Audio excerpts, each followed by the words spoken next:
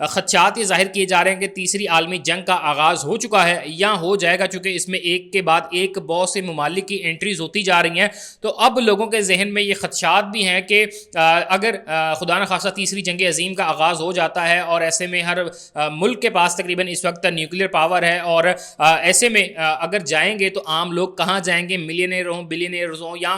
ایسے لوگ جو کہ خود کو محفوظ جگہ پر شفٹ کرنے کی استطاعت رکھتے ہوں گے، تو یہ کون سی جگہ کا انتخاب کریں، کن ممالک میں ان کو جانا چاہیے اور وہاں پر جا کر اپنے آپ کو محفوظ بھی کر سکتے ہیں اور اپنی زندگی پرسکون طریقے سے گزار بھی سکتے ہیں؟ تو ایسے دنیا بھر میں 3 ممالک ہیں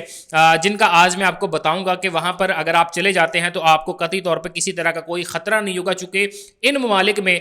کسی طور پر بھی آپ کو کوئی بھی خطرہ نہیں ہوگا۔ سب سے پہلے میں آپ کو بتاتا چلوں کہ آئس لینڈ ایک ایسا ملک ہے جو کہ سمندر کے بیچ ایک بڑا جزیرہ ہے، اور اس کی آبادی بھی کوئی بہت زیادہ نہیں ہے، 3 سے 3.25 لاکھ کے قریب اس کی آبادی ہے، جبکہ اس کا رقبہ بہت بڑا ہے اور وسیع زمین ہے اس کے پاس، اور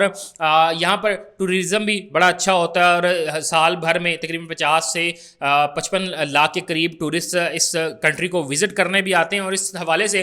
بڑی مزے کی چیز یہ کہ ان کے کوئی بہت زیادہ ایئرپورٹس نہیں ہیں، ان کی نارمل روٹین میں فلائٹس وغیرہ لینڈ کرتی ہیں، جبکہ نہ تو ان ممالک کے پاس کوئی اسپیشل نیوی کی فورس ہے اور نہ ہی ان کے پاس ریگولر آرمی ہے۔ اور ایک اور بڑی زبردست قسم کی چیز ہے کہ ان کی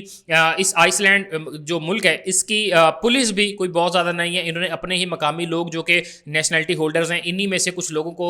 نوکری دی ہوئی ہے، جو کہ تقریباً 200 کے قریب ان کے پولیس اہلکاران بنتے ہیں، اور اتنا پرامن یہ علاقہ ہے کہ اس پر جنگ عظیم جو پہلے 2 ہوئی ہیں ان کا کوئی اثر نہیں ہوا تھا۔ اور ان 200 پولیس اہلکاروں کے حوالے سے بھی میں آپ کو بتاتا چلوں کہ اتنا پرامن آئس لینڈ کا علاقہ ہے کہ یہاں پر ان 200 پولیس اہلکاران کے لیے بھی کوئی اسپیسیفکلی کوئی کام نہیں ہوتا، بلکہ ان کو ہفتے میں 3 دن کے لیے چھٹی دی جاتی ہے، یعنی کہ جمعہ، ہفتہ اور اتوار 3 دن ان کے